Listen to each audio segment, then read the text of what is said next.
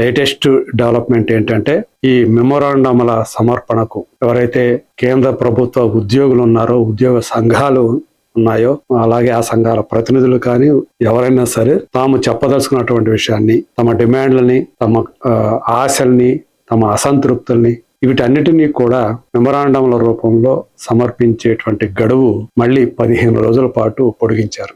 అంటే రెండోసారి మళ్ళీ వేతన సంఘం పొడిగించిందని చెప్పుకోవాలి. అది మొదట ఏప్రిల్ 30వ తేదీ చివరి గడువు అని చెప్పేసి మొదట ప్రకటించారు. ఆ తర్వాత మరొక నెల పొడిగించారు. అంటే మే 31వ తేదీ పొడిగించారు.